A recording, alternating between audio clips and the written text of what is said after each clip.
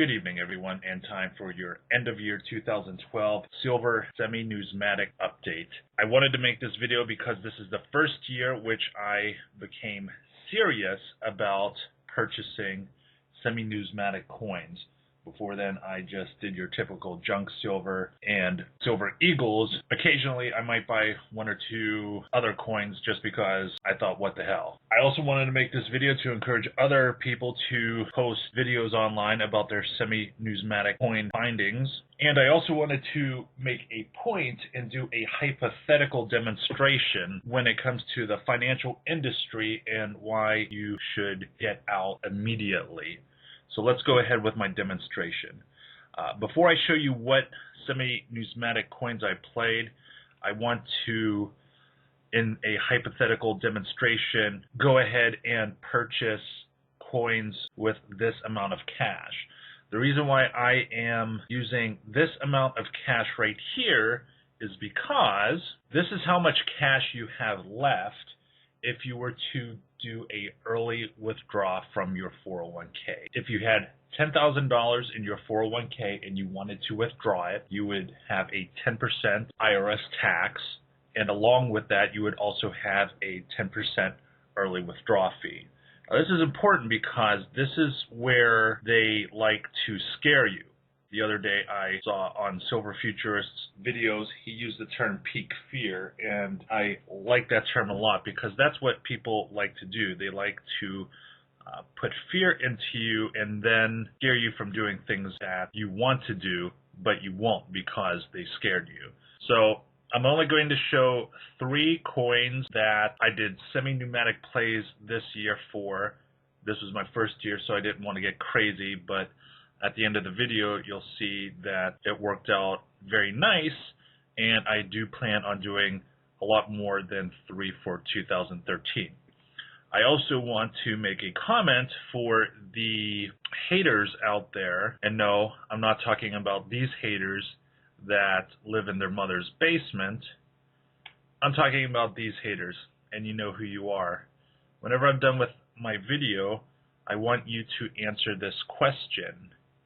Am I lying whenever I say the stock market is a casino and the best investment out there, physical investment? I want you to answer that question for me.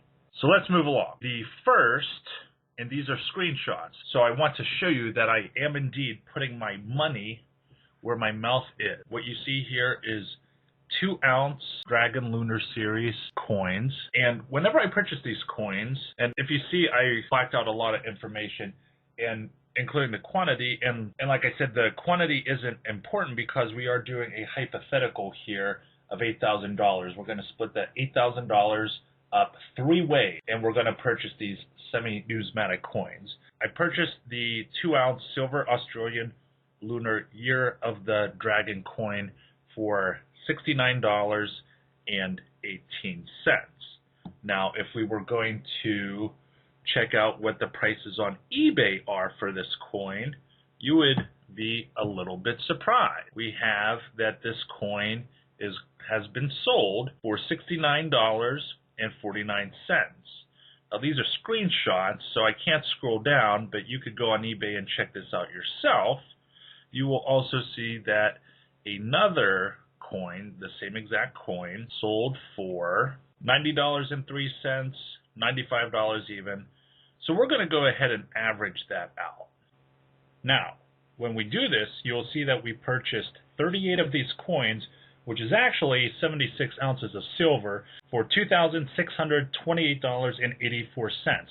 Now remember, we're only going to take 1/3 of that $8,000 to do this hypothetical purchase. And as you see here, so far to date, the amount has increased to $3,565.92, which is a 26% return on investment. Not bad, eh? So the next coin that we're going to go to is the 2012 1-ounce Silver Britannia coin. If you see that coin at one time, and I'm pretty certain it is now sold out, this coin was sold on Provident Metals website for $34.32. Now, before we go into this, I figured I might as well talk about the 2013 Canadian silver antelope coin. I did not remove the quantity that I ordered there. I only ordered 8, and as I said at the beginning of this video, I really don't get into semi-numismatic coins that much. Ever since the Canadian Wildlife Series came out, I first bought 8. I really didn't go crazy with it, and since I only bought 8 the first go around, I'm only going to buy 8 for the rest of this series. So getting back to the 2012 1-ounce silver Britannia coin that was sold on Providence website for $34.32. If you go to eBay, you could see that this coin is now being sold. We have a $42, we have a $43, and we have a $41.05. So you could see that the price on this is rising, and as I said earlier, I'm pretty certain this coin is now sold out. So let's do another averaging on this coin.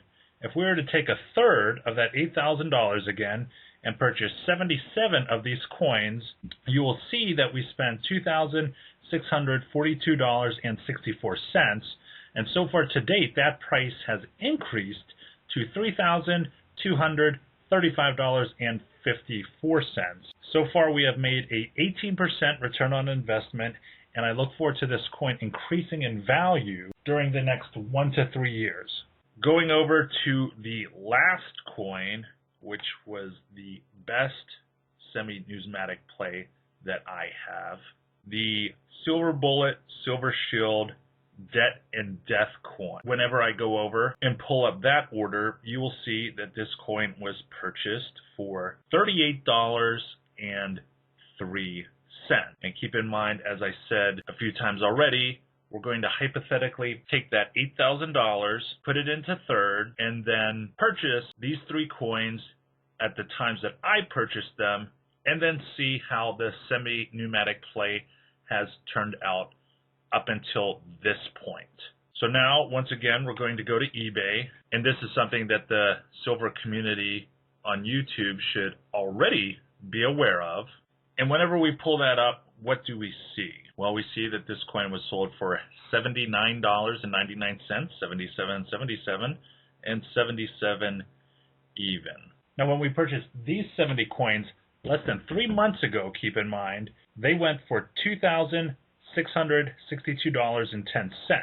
And as you see, we have an explosive current value of $5,477.50, which comes out to a whopping 51% return on investment. Now, since we're on the subject of the Debt and Death coin, I wanted to share a little story with you.